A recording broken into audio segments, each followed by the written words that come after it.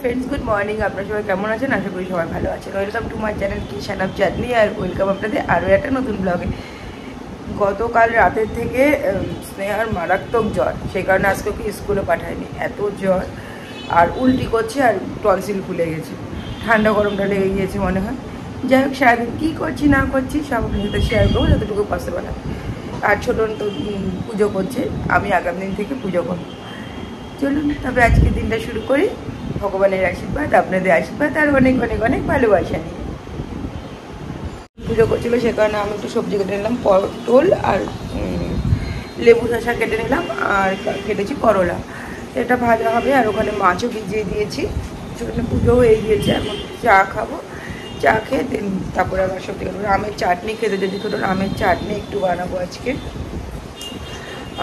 আর মাছ বানাবো আর কাতল মাছ বানাবো ইচ্ছা আছে চলুন দেখি কী বানানো যায় যাই বানাবো সেটা অবশ্যই শেয়ার করবো আর এই যে এখানে পটল কেটে নিয়েছি চোখাগুলো শুধু একটু ছুলে নিয়েছি মানে চেঁচে নিয়েছি সরি আর করলা কেটে নিয়েছি আর এখানে যে মাছ ধুতে বসিয়ে দিয়েছি আর এই মাছগুলো ধুয়ে সব রেখে দেবো মাছ ধুতে না প্রচুর টাইম লেগে যায় চাও খাইনি এখনও আর এই যে এটা যে ফ্রেন্সার থেকে নিয়েছিলাম এটা ঠাকুরকে একটা প্যাকেট থেকে ভোগ দিয়েছি আর একটা হচ্ছে খুলেছি এখান থেকে 3টে বানায় ছোটন খেয়েছে আর এখন একটা আমি আর একটা ছোটন চা দিয়ে খাবো আর এই যে ছোটন চা এনেছে আর লোটাস বিস্কিটের কিন্তু লাস্ট প্যাকেট এটাই ছিল এই কৌটোতে ভরে রেখে দিলাম আর খোলা সিস্টেমটা না মনে হচ্ছে আইফোন খুলছি এমন মনে হয় খোলা সিস্টেমটা একদম আইফোনের মতন যাই হোক এই যে এটা উঠালে পারে বিস্কিটটা খুলে যাবে আর এখানে না ছোটন একটু আম কেটে দিল কারণ আমের চাটনিও খেতে ইচ্ছা করছে আর একটু কড়াই সরষের তেল একটু কালো সর্ষে দিয়ে দিয়েছি আর এবার আমগুলো দিয়ে একটু নুন আর হলুদ দিয়ে কিছুক্ষণ ভেজে নিয়ে তারপরে সেদ্ধ হতে দেবো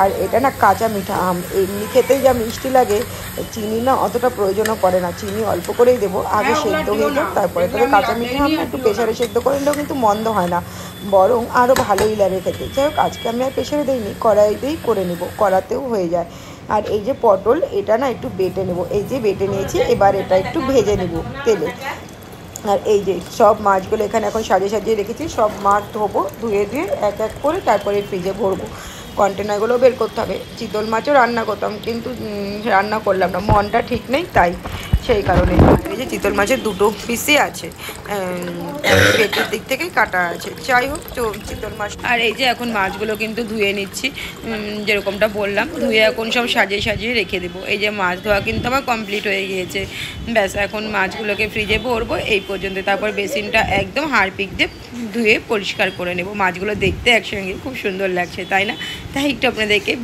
বেশি করে শেয়ার করলাম চলুন এবার অন্য কাজ করি দেখুন এবার কিন্তু আমের চাটনি হয়ে গেছে পটলও হয়ে চাটনি রান্নাও হয়ে গিয়েছে আর হচ্ছে ওই পটলে যেটা বানালাম মানে চোখাটা ছাড়াই নি যদি চোখা ভাজাও তো আমরা খাই সেই কারণে আর এখন মাছ ভাজতে একটু টাইম লাগবে কারণ একটু বেশি পরিমাণে মাছ আছে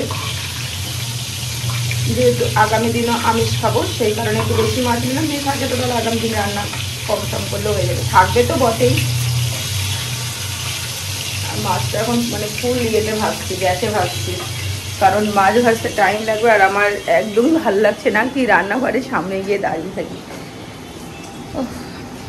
আসলে কি বলেন রান্না করতাম আজকে চিতল মাছই বাট রান্না করলাম না এই কারণে নেহার শরীরটা ভালো না তো নেহার শরীরটা ভালো না হলে না আমি ফুল ড্যামেজ হয়ে যায় একদম আমার আর কিছু ভালো লাগে না এই কারণে আমার মাথাতেও তো টেনশন আছে এরকমই আর এই যে এখানে লেবু শসা সব কাটা আছে নেহার জন্য ডিম হয়েছে শসা খেতে খুব ভালোই লাগে ভাতের সাথে একটু বেশি করেই কাটি মাছের ঝোলও হয়ে গিয়েছে আবার যে দেখলেন তো এই যে করলা ভাজা আমের চাটনি পটলটা ওরকম করে বেটেছি সব কিছুই আমার রান্নাবান্না টোটাল কমপ্লিট হয়ে গেছে এখন শুধু খাওয়ার অপেক্ষা তো চলুন এবার আমি স্নান টান করে আসি খেয়ে যাবো না এসে খাবো ওটাই বুঝতে পারছি না হাই ফ্রেন্ডস গুড আফটারনুন অনেকক্ষণ পর আপনাদের সামনে এলাম স্নান টান সব কিছু করে তারপর আপনাদের সামনে এলাম কী হয়েছে অনেকটাই দেরি হয়ে গেল আমার স্নান করতেও কী হয়েছে যে ওয়াইফাই না দেখছি গতকাল রাতের থেকে কাজ করছে না তাহলে গতকাল রাতের থেকে যখন কাজ করছে না তো বিল টিলও দেওয়া আছে স্বাভাবিক কথা গতকাল রাতে তো আর ফোন করা ছিল না তো সকালবেলাতে নেহাকে বললাম তাহলে ওয়াইফাই ফোন কর অফিসটাতে যে কেন আমাদের লাইনটা ডিস্টার্ব হচ্ছে সে দেখে দিতে পার তো নেহা ফোন করে ওরা এলো কাজে ওরা কিছুক্ষণ আগেই কাজ করে গেল তো এবার কি হয়েছে, ওরা কাজ টাজ করে নিচে থেকে, যেহেতু বারান্দায় পেট্রোল থেকে, সচরাচর আমি বাইরে বারান্দাটা কাউকে ঢুকতে দেয় না, কারণ পেট্রোল তো জার্মান শেপার্ড ডগ তো বলা যায় না কখন ওকে ব্রাইট টাইট করে দেবে, তখন বাইট করে দিলে আবার বলবে হয়তো, সেটা ঘরে বাধা যেত। কিন্তু ওই সময়টাতে আমরাও খেতে বসেছি আর ওরাও কাজে এসছে, তো আনলাম যদি বাইরে থেকে হয় তাহলে করে দিন, আর নইলে পেট্রোলকে ঘরে ঢুকাতে হতো আর কি। আর যাক, তোরা নিচে গেল, নিচে এসে বললো যে দিদি আপনাদের সঙ্গে কি কারো শত্রুতা আছে? আনলাম যে ঠিক বুঝতে পারলাম না, মানে বলছে যে না আপনাদের তারটা না নিচ থেকে ওয়াইফাই যে তারটা আছে সেই তারটা কেটে দিয়েছে, কোনো কাটারা ফাটারা দিয়ে ল্যাডার লাগিয়ে কেটেছে। আমি বললাম যে ছাদ থেকে হাত পাওয়া যাবে না, কি বলছে না ছাদ থেকে না ল্যাডার লাগিয়ে কেটেছে। একটা কথা ভাবুন যে কার কি যে প্রবলেম করেছি আমি, বাপরে বাপ, যে ওয়াইফাই তারটা পর্যন্ত কেটে দিয়েছে। আর এটা ঠিক করতে তো পয়সা লাগবে না, তাই না? যেমন আজকে উনি ঠিক করে দিয়ে গেলেন, তার জন্য তো আমি কোনো পেইড করতে হলো না। বাট কি দরকার পড়ে মানুষের যে লোকের পিছনে এইভাবে লাগার? কোনো মানে হয়? কোনো মানে হয় না। এখন নিচে যাবো, দাম গাল দেবো, নিচে যাবো, আমাদের যে ক্যাটেকার আছে, ওর চায়ের দোকান আছে আমাদের রাস্তার ওপারে, ওকে গিয়ে এখন উদাম গাল দিব। ওকে বলবো না, যে কেটেছে তাকে। এবার স্বাভাবিক কথায় গালাগালি করলে কি হবে, অটোমেটিকলি তার বুকে গিয়ে লাগবে, যদি কেউ চেনাশোনা কেটে থাকে। আর যদি বাইরের কেউ হয় তাহলে তো হলো না, গায়ে লাগবে না। এর একটাই রাস্তা, প্রথমে গালি দাও, তারপরে কাজ করো। কারণ একটা মানুষের পিছনে লাগার একটা মাত্রা থাকে, তাই না? আমি আমার মতন চলছি, আমার মতন খাচ্ছি, আমার মতন করছি, যা করছি নিজের মতন, তাহলে আমার পিছনে লেগে কিনে মানে পায় যে ওরা নিজেরাই বলছে কাটারা দিয়ে তারটাকে কেটে দিয়ে গেছে। বলুন তো, মানে শয়তানি কত রকমের হয়, মানে ভাবা যায় না যে শয়তানিটা কত রকম করলে মানুষ শান্তি পায়। যাই হোক, তো এখন বাসতে যাচ্ছে 3:45।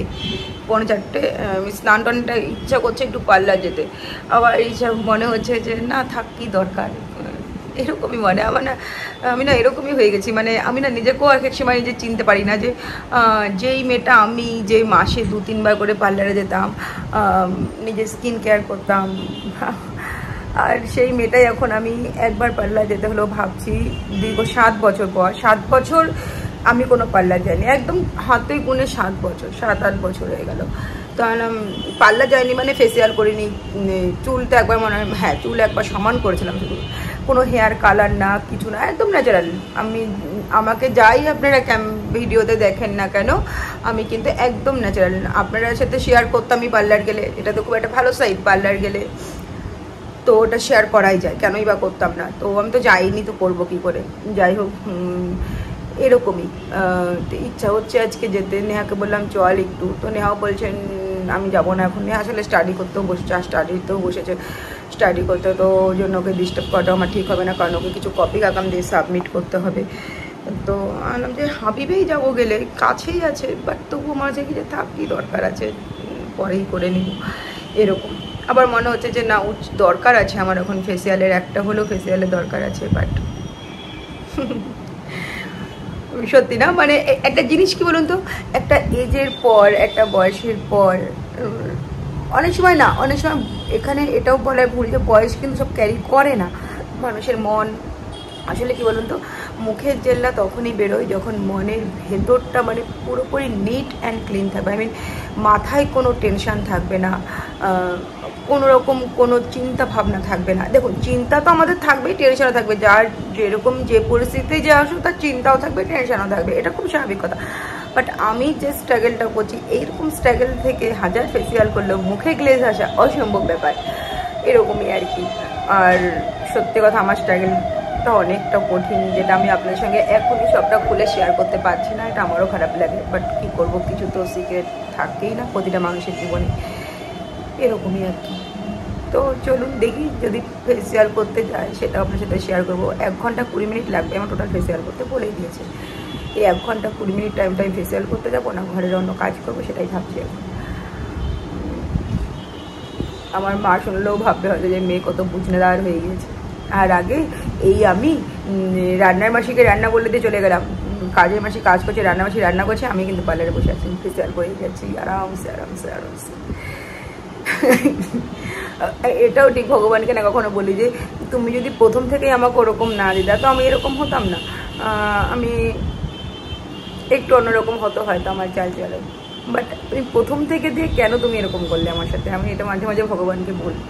ঠাকুরকে বলি আমার যে তুমি প্রথম থেকে আমাকে একটা স্বাভাবিক মেয়ের মতন রাখতে, তো আমি সেরকমই চলতাম। বাট তুমি প্রথম থেকে দিলে, এখন আমারও কিন্তু আক্ষেপ হয় যে ফেসিয়াল যাতে করতে পারি না বা করতে চাই না বা ভালো লাগে না, এটা আমারও আক্ষেপ হয়, স্বাভাবিক কথা। আমার মতন জায়গায় যে কোনো মেয়ে এটাই আক্ষেপ হতো যে মেয়েটা আগে এত ফেসিয়াল করতো, গাড়ি ছাড়া কোথাও যেত না, সেই মেয়েটা এত চেঞ্জ, মানে ইচ্ছা না করলেও কখনো কোনো উপায় থাকে না, এমনটা হয় না? ঠিক এমনটাই আমার সাথেও ঘটেছে বা ঘটছে এখনও। যখন ইচ্ছা হচ্ছে আজকে একটু ফেসিয়াল যেতাম, যে ফেসিয়াল যাবো, এতগুলো টাকার ব্যাপার। আর ফেসিয়াল করতে গিয়ে ব্যাপার আছে, যদি বলে আপনাকে এটা 600, 1000 ভালো হোক, মনে হবে আর একটু ভালো কিছু করি, এবার বললো 1200, তখন এটা নিশ্চয়ই 600 থেকে বেটার হবে, এটা নিশ্চয়ই মুখটা বেশি গ্লেজ দেবে। কিন্তু আলটিমেটলি কিন্তু এক জায়গাতে যদি মাথা ঠিক থাকে, মানে মনে যদি কোনো মানে চাপ না থাকে বা কোনো মানে মানসিক শান্তি যদি থাকে, তবে আপনার 1000 টাকা বা 600 টাকা ফেসিয়াল কোনো ম্যাটার করে না, কোনো ম্যাটার করে না। রাতে ফ্রেশ ঘুম, সকালে ওঠাটা ফ্রেশ, শুধু জল খেতে হয়, একটু কিশমিশ খেজুর এগুলো খেলেই হয়। বাট আমি যদি এখন 6000 টাকা দামে ফেসিয়াল করে এসে ঘরে বসে চিন্তা করি যে কালকে কি করব, কি হবে, এইবারে কেসটা কি হবে, এই চিন্তা ভাবনা যে 6000 কেন, 12000 কেন, 1 লাখ টাকা ফেসিয়াল আমার মুখে গ্লেজ আনতে পারবে না, এরকমটাই। কিন্তু চলুন এবার একটু বসে নেহার সঙ্গে একটু কথা বলি, দেখি ও কি বলে, তার বুঝে শুনে তারপর যদি যাওয়ার প্রয়োজন মনে করি তো যাবো, আর যদি ভাবি যাবো না তো যাবো না। আর এখন না নেহা কী করছে বলুন তো, নেহা না বানিয়ে রেখেছে আমাদের জন্য ঘোল দই দিয়ে, তো সেটাই ফ্রিজে ঢুকিয়ে রাখতে বলেছিলাম, তো ও তো খায় না, ফ্রিজে ঢুকিয়ে রেখেছে, এখন ওটাই আমি বের করে এখন একটু ঢালা পড়া করে খেয়ে নেব। আর এই দেখুন বাটিতে অতটা বানিয়েছে, আবার গ্লাসেও আছে, এবার ছোটন আর আমি মিলে খেয়ে নেব। ছোটনকে ঢেলে দিলাম গ্লাসে, আর আমি এই গ্লাসটা খেয়ে নেব। আর খেতেও কিন্তু খুব সুন্দর হয়েছিল। তো এখন একটু বেরোচ্ছি, রাতে বেরোতে হতো, গাছের মাটিটা ওই একদিন থেকে আনবো বলছিলাম, আনা হয়নি, গাছটা এখন মরেই যাবে। আর এখন 5টা বাজেনি, প্রার্থনার আগে চলে আসবো, তাহলে আর সন্ধ্যেবেলা বেরোতে হবে না। মাটি আনবো আর কি যে আনবো ভুলেও গিয়েছি আমি, না তেমন কিছুই আনার নেই, সবই আছে, বাট মাটিটা ইম্পর্টেন্ট হয়ে গেছে, ওটা আনতেই হবে, তো ওটাই আনতে যাচ্ছি। আর নিচে একটু বলবো কে ওয়াইফাই লাইনটা কেটেছে। আর এই যে আমরা চলে এসেছি, আর নেহাই গেল, আমি টোটোতে বসেই রয়েছি, আর নামতে ইচ্ছা আমার করছে না, তো মাটি নেবো। আর নেহা দেখি আর গাছ টাছ কিছু নেয় নাকি, নেহাই যখন গেছে একটা না একটা যে কোনো গাছও আনবেই। যাই হোক টোটোওয়ালাকে বলছি ওপরে তুলে দিবে, জানি না তুলে দিতে পারবে কিনা। আসলে ওই যে বললাম না, আমাদের বাড়ির সামনে টোটো রিক্সা কিচ্ছু রাখা যায় না, মানে আসলেই হয় ওদের চাবি কেড়ে নেয় কিংবা পাম্প ছেড়ে দেয়, এরকমটা করে।